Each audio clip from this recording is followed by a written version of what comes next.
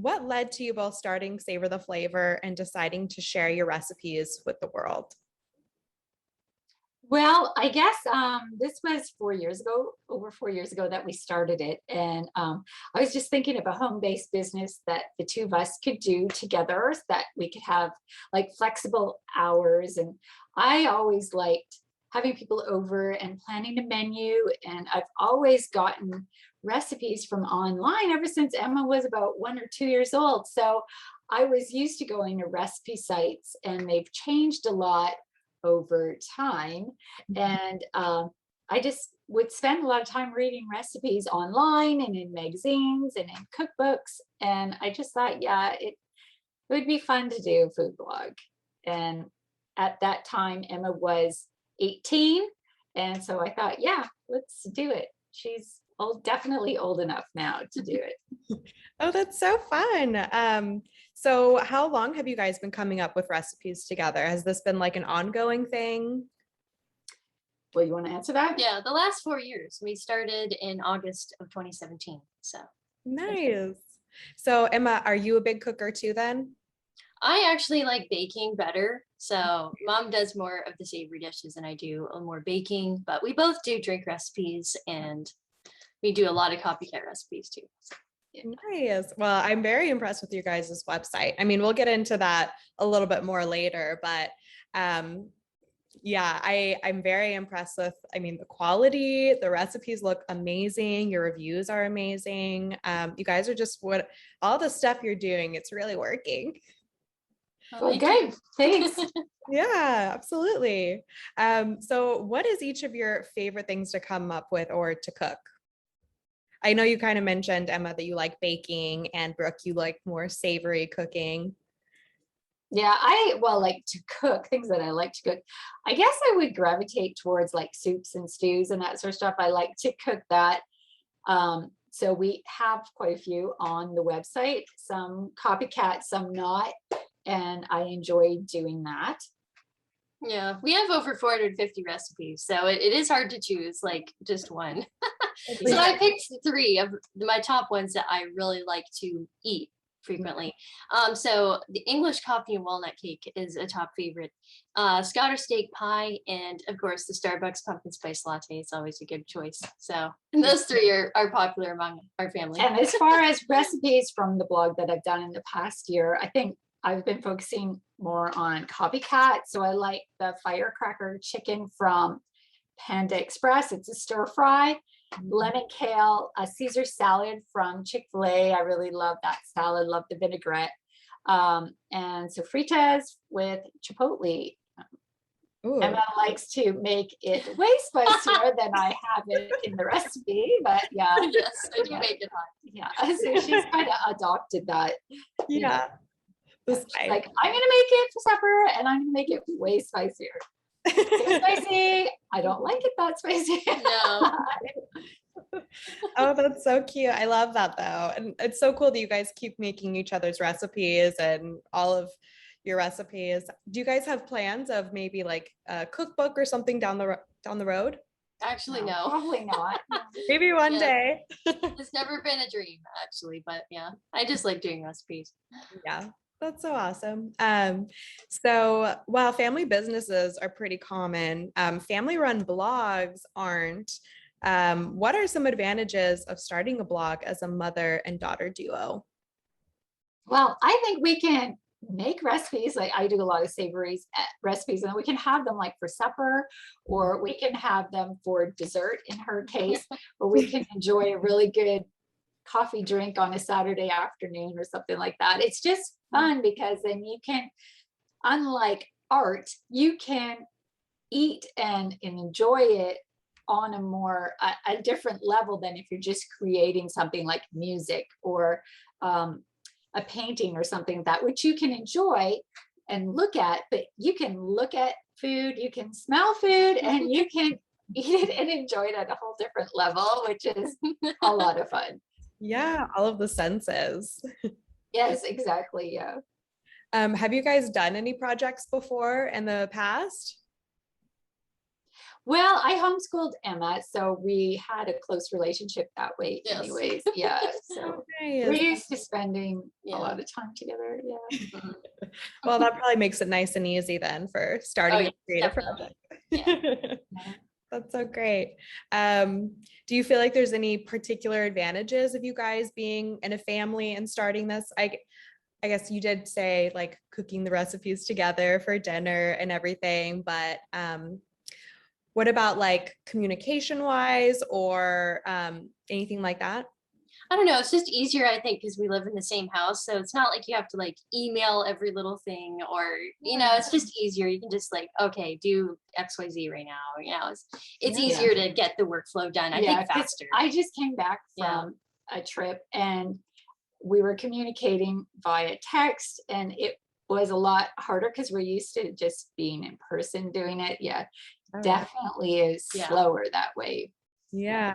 Oh, that's so convenient living with each other and doing this together. That's so great. So what are some tips that you'd have for someone else starting a creative project or blog or business with somebody else? Yeah, well, I'd say choose someone that has a strong work ethic to work with you. That's really important.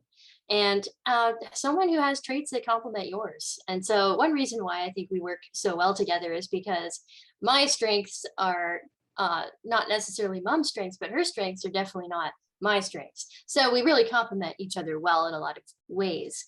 And also choose someone you like spending time with. Like, you're going to be with this person for a lot of time over many years. So, make sure you get along.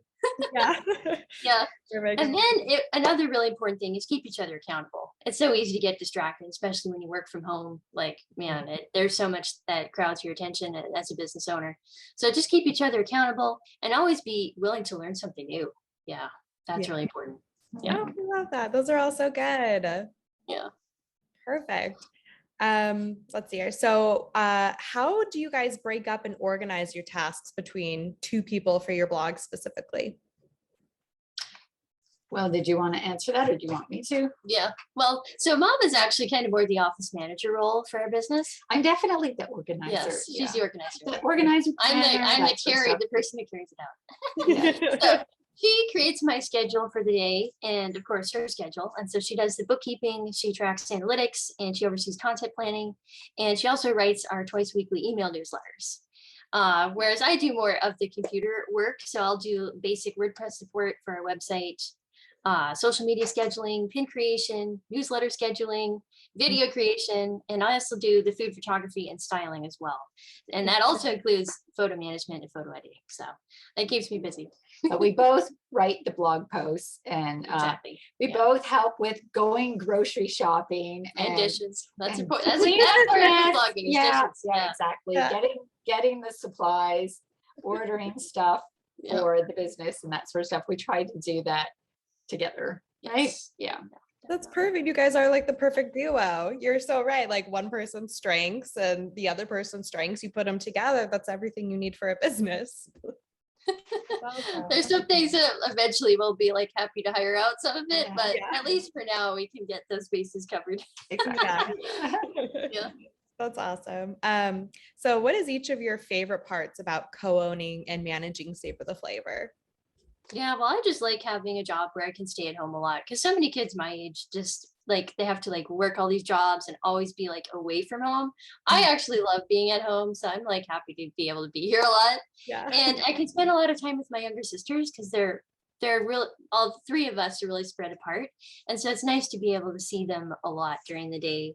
And I also have a piano blog, and I'm an online piano teacher, and so I like having the ability to do a food blog and still have time to do other endeavors that I really enjoy. Oh, yeah. So, yeah. Awesome. Perfect. And I like it so you can set your own hours and have a lot of flexibility, because I like to get up really early and I do stuff before anybody wakes up. And then I also like to have that flexibility and the variety. Yeah, I get bored Yes, fast. exactly. Variety is so important. If I was forced to do the same thing, Man, if every I had single to day, schedule social media posts 8 hours a day, I could not do yeah, that would Oh my really. goodness. Yeah. Because I homeschool my other two daughters. One's a junior in high school and the other one is in junior high. And so it gives me flexibility to do that. And we all enjoy the benefits of being food bloggers, don't we? Yeah. Yes. They all eat it and test recipes and Oh, whatnot. yeah. That was like my dream growing up. I wish my mom and older sister had a food blog. Yeah, Recipe. so Beth and Alex are our reviewers, and so we always get them to leave a review on every recipe. Yeah. So, Yeah. Yeah, they do. So They're they've taste been, testers. they've been exposed to some different foods. Yeah, definitely. Oh, that's so great. I love that. And I mean, I love working from home too. Tailwind, we have an office in Oklahoma City, but I'm always just working from home, like with my cat and my sweats on. You can't beat working from home. Looking back, is there anything that you guys would have done differently when you were launching your blog? Okay, well, I'll say a little bit there. Of course, everything now with Pinterest not driving as much traffic as it once did is really SEO focused. Of course, Pinterest is still there for food bloggers. But I wish that we focused more on SEO right from the get-go, where we were focusing a lot on, hey, we can make a really cool pin and get traffic from Pinterest instead. Who cares about SEO? It's not all that important, but it actually is. Yeah, It is. It's a very important skill. I would totally say make sure you have a good web host and a good theme. That's so important. We lost a lot of traffic during our first year or two because we were with a slow host, blue host, you guys. Okay. So go with a really good host. I'd recommend Big Scoots. Like, just go with a host that's really reliable, really fast. Because you'll lose people if your site takes too long to load. And a really good secure theme. The ones from Feast Design Co. are really good. So just choose one that is really solid and well recommended by the experts, and that will help you a lot. So pretty much just get your foundations good from the get-go. Exactly. Yeah. If you start with the right foot, it makes it so much easier. Oh yeah, absolutely. And then you don't have to do the backpedaling and trying to. And then you don't have to like fix everything because that's a lot of work. Well, food blogging, you're always fixing things. Yes. It's like owning a house. Okay, we live where it's warm all the time, so you're always cutting the grass, you're always fixing things inside, outside. Yeah, it's definitely like that. And as soon as your yard's perfect, I don't know, we'll get a windstorm and everything, all the pine straw will fall or something, right? Yeah, there's always those little things, right? Especially as a business owner, there's always something. It's like you're never quite off. This is kind of a side note, but I mean, with being, somewhat of influencers and having a blog and always having something to do, how do you guys separate that in your lives and step away or make sure that it just doesn't consume you? Well, at least I try to do it first thing in the morning. So I do a lot of stuff well before 9:30 in the morning, like a ton of stuff. So I get up at 4. Oh, I get a lot done before our 9:30 time, thing. And then we try to focus on other things. And then we go back usually around 2 or 2:30 and do photo shoots and stuff. The lighting seems to be really good at that time. And that's when we make and photo a lot of our recipes in the afternoon. Nice.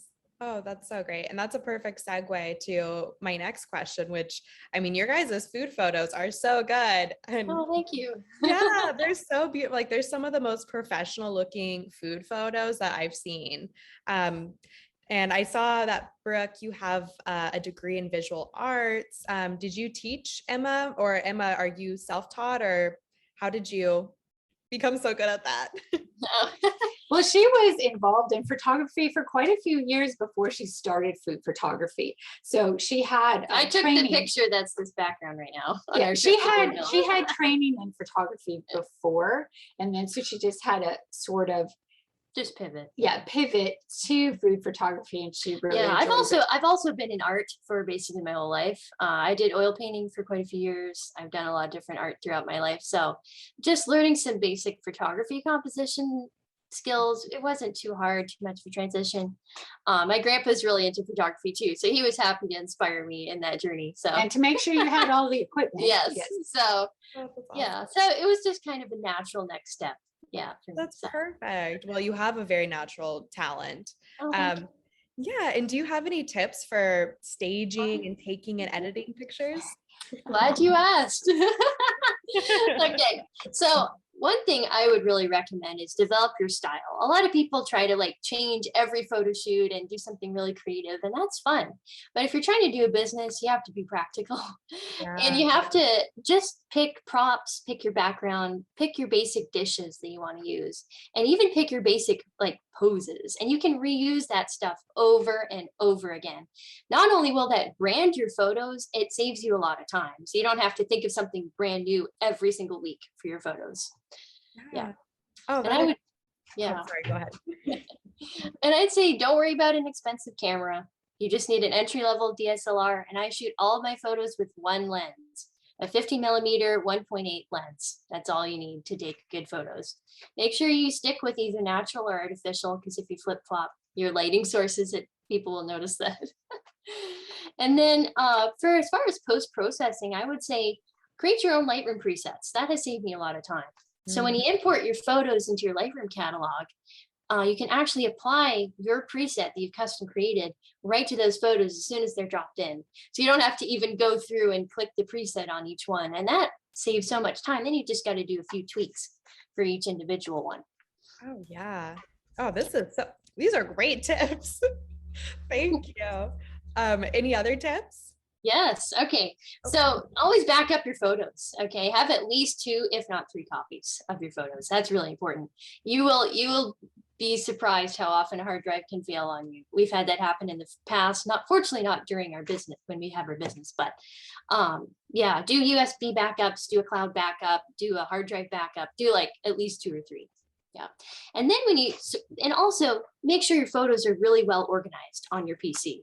So I like to have a year folder, then I'll have 12-month folders, and then I'll have day folders in there. And then label your photos and the folders with the recipe name. Because then if you're trying to find gumbo photos from 2 years ago, you can just type the word gumbo and it will pop up all your gumbo shots. So it's really handy if you're trying to search for something really fast. So I'd recommend that. So you definitely have some of that organizational skills that your mother has then. Good at those systems. Those are so great. And I love the idea of consistency, because especially as a food blogger, I mean, consistency is probably what makes your readers feel safe and want to keep coming back and knowing what to expect. And it makes them trust you more too. So that's good. Yeah, I just thought that would be, I guess so many people get so hung up on, oh, I've got to make it look so different. You know, most readers will go to one recipe on your site. They don't care if all 500 of them look similar, you know. They're not going to look at all 500 of your recipes. Yeah.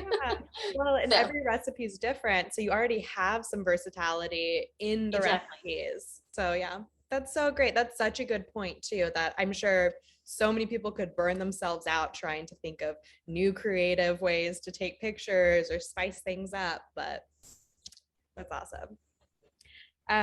So why did you guys decide to use Tailwind? Well, at first, it was a lot.